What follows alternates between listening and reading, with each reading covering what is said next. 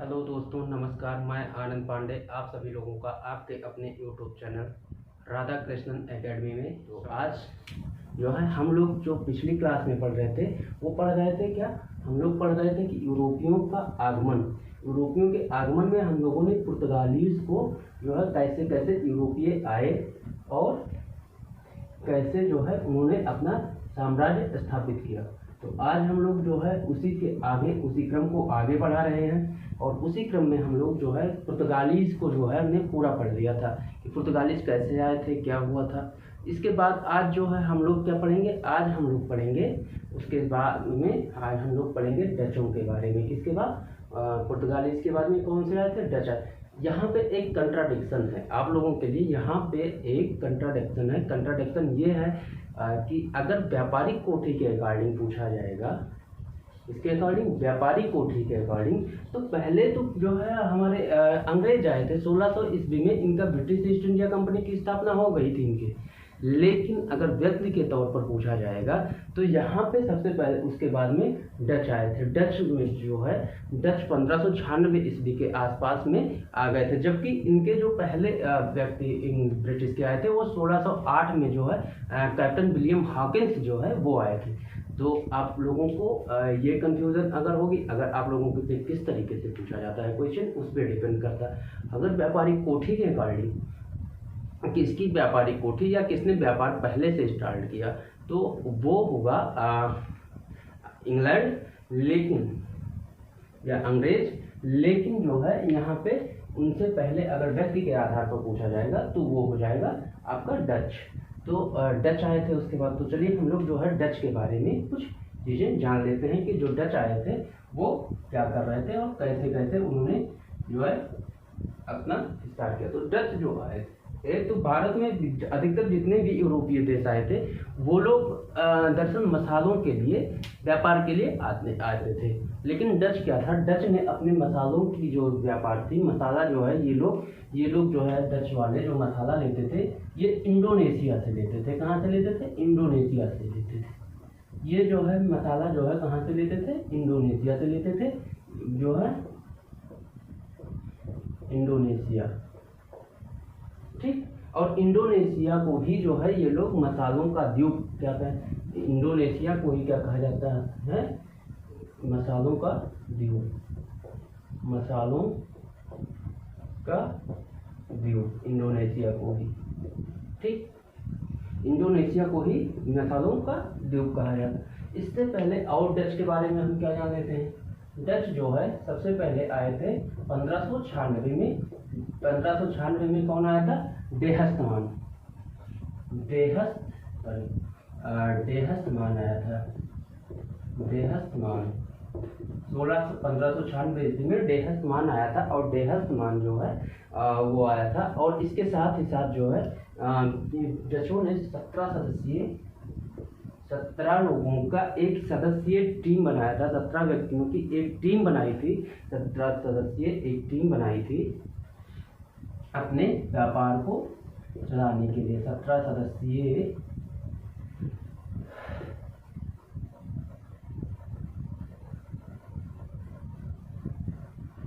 सदस्यीय टीम बनाई थी, जिसको जो है 17 सदस्यीय टीम का गठन किया था। 17 सदस्यीय टीम का गठन किया था और इन लोगों ने टोटल जो है 65 लाख मिल्डर जो है लेकर के भारत में व्यापार करने के लिए आए थे। कितना, 65 लाख मिल्डर, 65 लाख मिल्डर जो है ये लोग लेकर के भारत व्यापार करने के लिए आए थे। इसके साथ ही साथ जो है ये भारत में सबसे ज़्यादा जो है इस वर्ष जब ये मसाला यहाँ से नहीं लेते थे तो ये इन्होंने अपना जो है उद्योग या व्यापार किस पे स्टार्ट किया, इन्होंने जो है भारत में सबसे ज़्यादा सूती वस्त्र पर ध्यान केंद्रित किया। किस पर किया, सूती वस्त्र पर किया, ठीक। तो इन्होंने जो है भारत में व्यापार के लिए सूती वस्त्र पर, भारत में व्यापार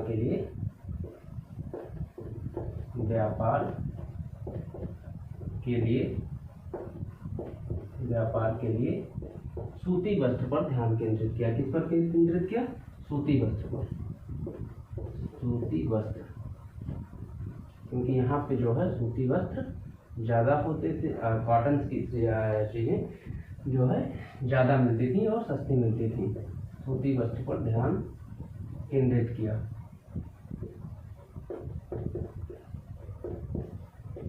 ठीक, इसके अलावा जो है, इसके अलावा क्या है कि जो इसके अलावा 1700 जो है इनका बहुत ज़्यादा लंबा इतिहास नहीं रहा है डचों का, या बहुत ज़्यादा जो है ये लोग बहुत ज़्यादा प्रभावशाली नहीं हो पाए।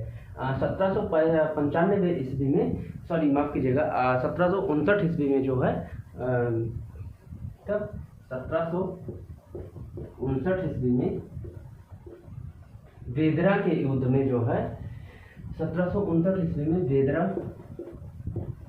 वेदरा के युद्ध में, ये जब हम पढ़ेंगे कर्नाटक युद्ध उसके अंतर्गत फिर ये आएगा। इसमें जो है हम लोगों को इसके बारे में डिटेल जो है इसके बारे में पढ़ेंगे, लेकिन अभी इतना ये समझिए कि 1759 ईस्वी में वेदरा के युद्ध में अंग्रेजों ने क्या किया, अंग्रेजों ने जो है इनके उपनिषेधवाद का, अंग्रेजों ने इनके उपनिषदवाद को समाप्त कर दिया। क्या कर दिया? उपनिषदवाद को समाप्त कर दिया। उपनिषदवाद को समाप्त कर दिया किसने? अंग्रेजों ने। ठीक, इनकी बस केवल इतनी चीजें आप लोगों से पूछी जाती हैं कि डचों ने जो है भारत में किस व्यापार पर सबसे ज्यादा ध्यान केंद्रित किया, तो वो है सूती वस्त्र पर। किस पर ध्यान केंद्रित किया? सूती वस्त्र पर किया। इसके अलावा आपसे पूछा जाता है कि सबसे पहला डच कौन आया था, तो ये है डेहस्टमान। ठीक, डेहस्टमान। इसके अलावा भी पूछा जा सकता है कि अंग्रेजों ने मसाला जब भारत में नहीं केंद्रित किया तो मसाले की व्यापार कहाँ से करते थे डच? तो डच जो है मसाले की व्यापार कहाँ से करते थे? इंडोनेशिया। इंडोनेशिया को और क्या कहा जाता है? तो क्या कहा जाता है? मसालों का द्वीप। इसके साथ ही साथ जो है पहली ऐसी यूरोपीय देश थे या यूरोपीय लोग थे जिन्होंने एक टीम के साथ, एक जो है 17 सदस्य एक संगठन के साथ जो है व्यापार करने के लिए भारत आए। तो एक गठित टीम के साथ, तो 17 सदस्यीय गठित टीम के साथ, उनकी टीम में टोटल 17 लोग मेंबर थे, उनके साथ जो है ये व्यापार करने के लिए भारत आए। ठीक, फिर पूछा जा सकता है क्वेश्चन कि आप लोगों से कि डचों का उपनिषदवाद कब खत्म हुआ या किस युद्ध में खत्म हुआ? तो 1759 ईस्वी में वेदरा के युद्ध में अंग्रेजों का डचों का उपनिषदवाद अंग्रेजों ने खत्म कर दिया। ठीक, इतना जो है इतनी क्वेश्चन आप लोगों से पूछी जा सकती हैं या पूछी जाती रही हैं। इसके साथ ही साथ हम लोग और आगे देखते हैं। तो इसके साथ जब हम आगे देखते हैं तो आगे जो है वो ये है कि इनकी व्यापारिक कोठी, तो इनकी व्यापारिक कोठियों को हम देख लें। इनकी व्यापारिक कोठियों को देखने के लिए हम लोग आगे चलते हैं कि इनकी व्यापारिक कोठियाँ कहाँ कहाँ पे थीं। तो चलिए हम लोग जो है इसको रफ कर लेते हैं पहले। ठीक, इसको रफ करते हैं हम लोग। तब तक तो इनकी जो पहली व्यापारिक कोठी खुली थी, इनकी पहली व्यापारिक कोठी खुली थी वो खुली थी 1605 ईस्वी में। 1605 ईस्वी में मसूलीपट्टनम में। ये आए कब? 1596 में। लेकिन इनकी पहली व्यापारिक कोठी खुलने में जो है क्या खुला? 1605 मसूलीपट्टनम। इनकी जो है लिख लेते हैं डचों की व्यापारिक कोठी।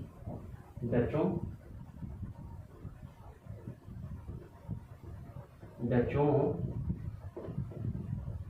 की व्यापारिक, जहाँ से व्यापारिक कोठियाँ कहाँ कहाँ पे थी और कैसे थे।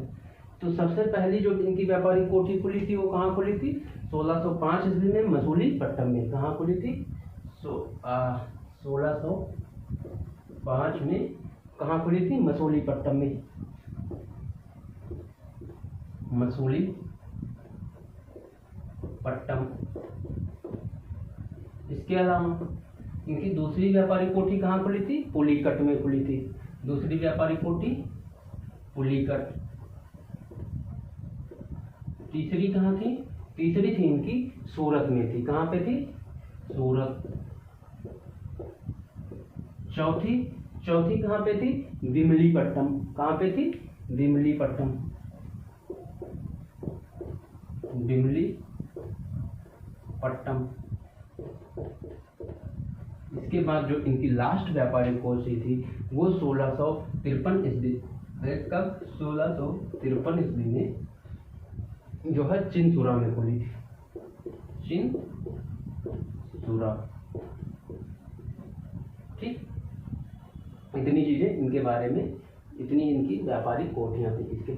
इसके बाद इसमें कुछ चीजें और आपको याद रखने योग्य हैं, जैसे जो है डच भारत छोड़कर कब गए, तो डच भारत छोड़कर कब गए, 1795 में, 1795 में जो है डच भारत छोड़कर चले गए। ठीक, 1795 में डच भारत छोड़कर गए।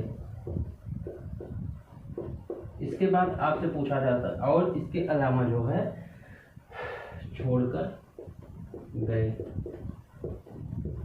इसके अलावा और आपसे फिर इनके जो 17 सदस्यीय टीम थी, इनकी जो 17 सदस्यीय टीम थी उसको जो है डच कंपनी के निदेशकों को, जो 17 सदस्यीय टीम बन के आई थी उसको भद्रजन 17 के नाम से जाना जाता था, भद्रजन 17 के नाम से जाना जाता था। तो आप सब लोगों के लिए ये भी पॉइंट जो है नोट करने के लायक योग्य है, और आप लोगों से ये भी पॉइंट जो है आप एग्जाम में पूछा जा सकता है।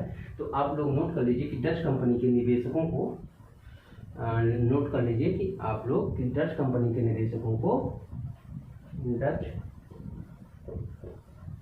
कंपनी के निदेशकों को, अरे यार, निदेशकों को भद्रजन, क्या भद्रजन 17 कहा जाता है, क्या कहा जाता है, भद्रजन 17, भद्रजन 17 कहा गया था उस टाइम। ठीक, इसके अलावा जो है डच अपनी स्वर्ण मुद्राएं कहाँ पे डालते थे, तो पगौड़ा, पड़ोगा, या फिर इनके स्वर्ण सिक्कों को पड़ोगा सिक्के कहते थे, और इन्हें जो है पुलिकट में वो लोग डालते थे। कहाँ डालते थे, पुलिकट में डालते थे। तो चलिए इसको भी हम आप लोग जो है नोट कर लीजिए कि डच कहाँ पे डालते थे अपनी जो है, तो पड़ोगा, डच के स्वर्ण सिक्कों को डच स्वर्ण पड़ोगा जिसे कहा जाता था, पड़ोगा या सिक्के,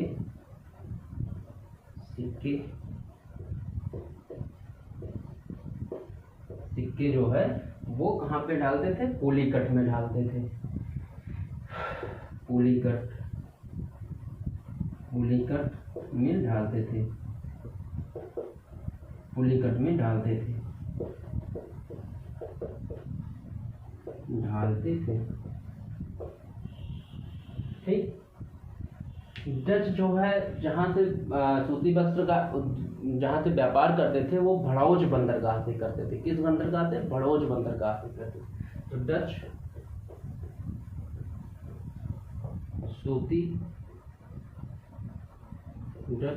सूती वस्त्रों का व्यापार भड़ौज बंदरगाह से करते थे, भड़ौज बंदरगाह से करते थे।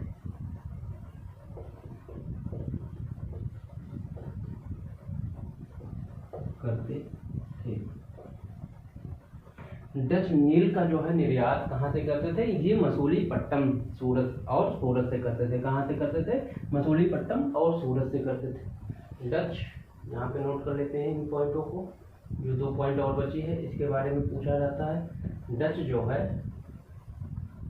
डच नील का निर्यात मसूलीपट्टम और सूरत बंदरगाह से करते थे। कहाँ से करते थे, मसूलीपट्टम और सूरत से करते थे। मसूलीपट्टम पट्टम और सूरत। इसके अलावा और है जो वो ये है कि डच की व्यापारी कोठी के अध्यक्ष को फैक्टर कहा जाता था। जैसे डच के व्यापारी कोठी के अध्यक्ष को, जो अध्यक्ष होते थे उसको क्या कहा जाता है, फैक्टर कहा जाता था। डच के व्यापारी कोठी के अध्यक्ष को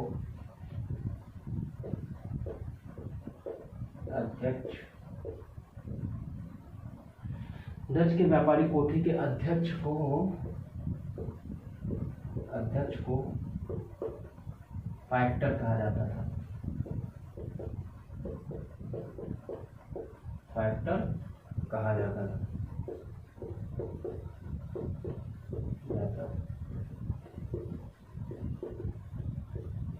ठीक, तो इतनी चीजें हमें लगता है आप लोगों को समझ में आ गई होंगी, और इतनी ही चीजें डचों के बारे में पूछा जाता है, इससे ज़्यादा नहीं पूछा जाता है।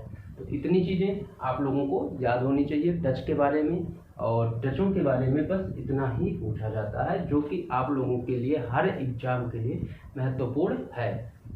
आप सभी लोगों के लिए ये टॉपिक ये जो है बहुत ही महत्वपूर्ण है। अब डच के बाद जो है कौन आए थे, अंग्रेज आए थे। कौन आए थे, डच के बाद में जो है वो आए थे अंग्रेज। तो चलिए हम लोग अंग्रेजों के बारे में भी इसी वीडियो में देख लेते हैं कि अंग्रेज जो आए थे वो कैसे आए और क्या किया। तो जो अंग्रेज के पहले व्यक्ति जो थे, सबसे पहले आने वाले व्यक्ति अंग्रेज में वो थे जॉन मिल्टन। कौन आए थे, जॉन मिल्टन प्रथम अंग्रेज थे जो भारत आए थे। इसके अलावा जो है जो पहली बार आए थे वो थे, उनके अलावा जो आए थे वो कैप्टन विलियम हॉकिंस आए थे, जिन्होंने जहांगीर से मिल करके, किससे मिल करके, जहांगीर से मिल करके उनको फारसी जो है तुर्की भाषा में एक पत्र दिया था और फारसी भाषा में उनसे बात की थी। इसके अलावा 1600 ईस्वी में ही ब्रिटिश ईस्ट इंडिया कंपनी की स्थापना हो गई थी, और 1600 ईस्वी में जब ब्रिटिश ईस्ट इंडिया कंपनी की स्थापना हुई थी तो उस समय जो है भारत में मुगल बादशाह अकबर का शासन था। किसका शासन था, उस समय जो है भारत में मुगल बादशाह अकबर का शासन था। तो चलिए हम लोग इस बारे में इनको नोट कर लेते हैं, इस पॉइंट को। उसके बाद कौन आए थे, ब्रिटिश। तो कौन आए थे, ब्रिटिश।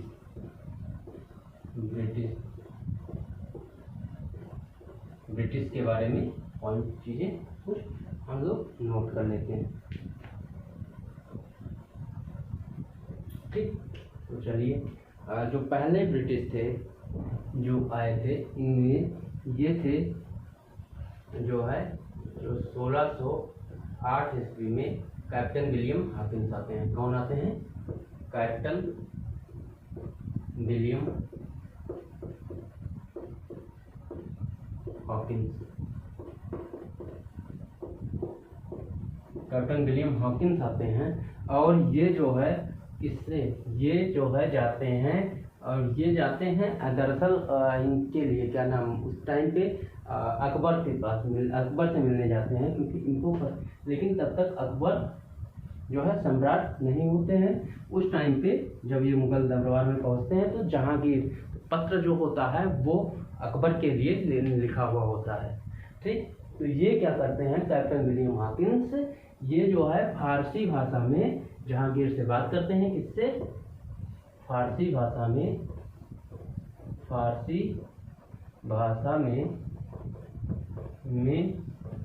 बात करते हैं, बात की इन्होंने, और इसके अलावा तुर्की भाषा में इन्होंने जो है तुर्की भाषा में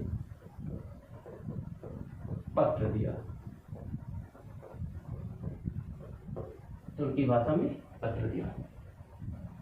ठीक, फिर 1600 ईस्वी में, इसका 1600 ईस्वी में जो है ब्रिटिश ईस्ट इंडिया कंपनी की स्थापना हो जाती है।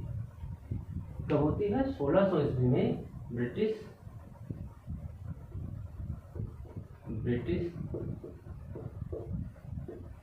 ईस्ट इंडिया कंपनी की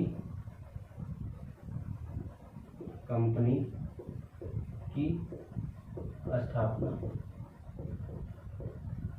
ब्रिटिश ईस्ट इंडिया कंपनी की स्थापना हो जाती है। उस समय पे भारत में जो है शासन किसका था? उस समय पे भारत में शासन अकबर का था। जब ब्रिटिश ईस्ट इंडिया कंपनी की स्थापना हुई तो भारत में शासन अकबर का था। और प्रथम जो है भारत आने वाले अंग्रेज जॉन मिल्टन थे। प्रथम भारत आने वाले अंग्रेज कौन थे? जॉन मिल्टन थे। तो इसको भी नोट कर लेते हैं। प्रथम भारत, नोट कर लेते हैं, भारत आने वाले पहले अंग्रेज जॉन मिल्टन थे। कौन थे? जॉन मिल्टन थे। जॉन मिल्टन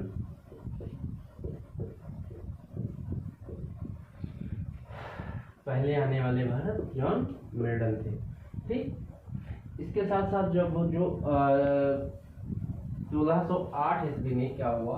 1608 ईस्वी में जो है जॉर्ज प्रथम, वहाँ पे ब्रिटेन में किसका शासन था?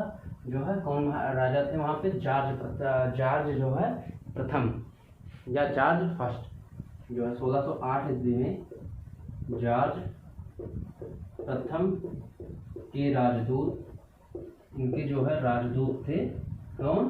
कैप्टन विलियम हॉकिंस के राजदूत, captain William Hawkins, captain William Hawkins जो है, कैप्टन विलियम हॉकिंस ने हेक्टर नामक जहाज से सूरत बंदरगाह पर आए। कहाँ इससे आए? कैप्टन विलियम हॉकिंस हेक्टर नामक, उनके जहाज का नाम भी पूछा जा सकता है कि किस जहाज से आए थे, तो वो हेक्टर से आए थे। कैप्टन विलियम हॉकिंस हेक्टर नामक जहाज से कहाँ पहुंचे थे? सूरत बंदरगाह पर पहुंचे थे। सूरत बंदरगाह पर पहुंचे, सूरत बंदरगाह पर पहुंचे। ठीक,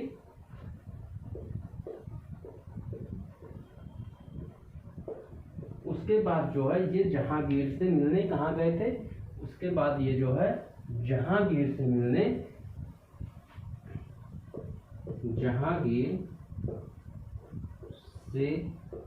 मिलने आगरा गए थे। कहाँ गए थे? आगरा गए थे।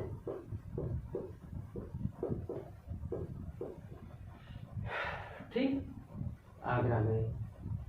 ठीक, इतनी बातें आप लोगों को समझ में आ गई होगी। कैप्टन विलियम हॉकिंस ने ही जो है जो जहांगीर को इंग्लिश खां की उपाधि दी थी। किसकी उपाधि दी थी? इंग्लिश खां की उपाधि दी थी। इसको भी नोट कर लेते हैं। कैप्टन विलियम हॉकिंस ने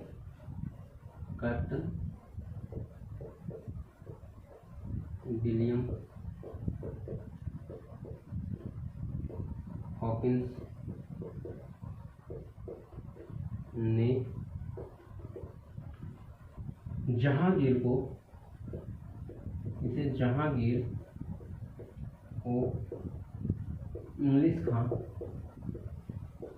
इंग्लिश खां या खां दोनों है, इंग्लिश खां की उपाधि दी थी। ठीक, इंग्लिश खां की जो है उपाधि दी थी।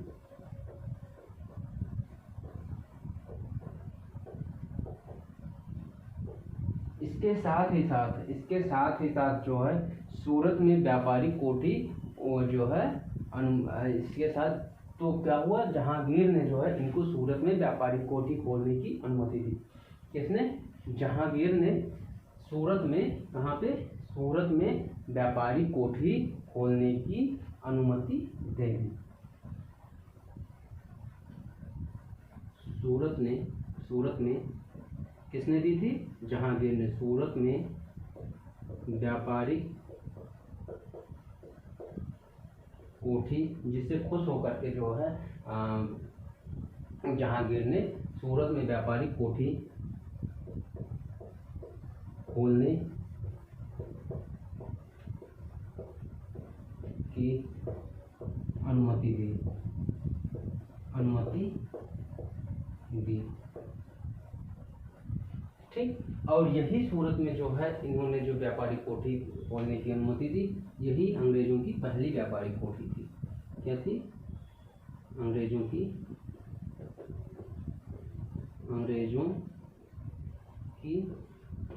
पहली व्यापारिक कोठी, पहली व्यापारिक कोठी थी, पहली व्यापारिक कोठी थी अंग्रेजों की ये। ठीक, इसके बाद जो है 1615 ईस्वी में सर टॉमस रो आता है और धीरे धीरे जो है 1615 टॉमस रो के बाद में 1661 में जो है जॉर्ज द्वितीय का जो है विवाह कैथरीन जो है से विवाह हो जाता है, जो पुर्तगाली थी और जिससे जो है पुर्तगालियों ने इनको मुंबई को जो है दहेज में दे दिया था। क्या दे दिया था? दहेज में दे दिया था पुर्तगालियों ने जो है चार्ल्स द्वितीय को। तो इस तरीके से अंग्रेज जो है, अंग्रेजों का शासन भारत पे सबसे ज़्यादा प्रभावशाली होता और बढ़ता चला गया। अंग्रेजों की जो कूटनीति थी उसके कई कारण थे। इस पहला कारण तो उसमें ये था कि जिस कारण कि अंग्रेज जो थे वो आकर के सीधे पहले उस समय पे मुगल एम्पायर का वर्चस्व था भारत में। तो देखिए कैप्टन विलियम हॉकिंस आता है और सूरत पहुंचने के बाद सीधे सीधे वो कहाँ जाता है? वो सीधे सीधे जहांगीर से मिलने जाता है और उसकी एक कूटनीति ये होती है और एक भाग्य भी उनका साथ देता है कि उसकी एक कूटनीति होती है कि वो फारसी भाषा में जो है उनसे बात करता है और तुर्की भाषा में पत्र देता है। अब जिस लैंग्वेज से जिससे उन लोगों को मुगल बादशाह को प्यार था या समझ लीजिए उनकी जो है मेन भाषा थी, उसमें अगर कोई भाषा, उस भाषा में यदि आपकी लैंग्वेज में अगर आपसे कोई बात करता है तो आप लोगों को जो है काफ़ी अच्छा लगता है। अगर वो इंग्लिश में बात करता है तो शायद उससे उतना अच्छा नहीं लगता, जिससे वो खुश होकर के, उसकी बातों से खुश होकर के क्या करता है, सूरत में व्यापारिक कोठी खोलने की अनुमति दे देता है और उसके संरक्षण में ये व्यापारिक कोठी खोलती है। इसके बाद जॉर्ज द्वितीय का जो है कैथरीन से विवाह हो जाता है। कैथरीन से विवाह होने के बाद पूरी की पूरी मुंबई जो है उसे दहेज में मिल जाती है। क्या मिल जाती है? दहेज में मिल जाती है, जिसकी वजह से अंग्रेज जो है धीरे धीरे भारत पर विस्तार करते और भारत पर अपना जो है उपनिवेशवाद बढ़ाते चले गए।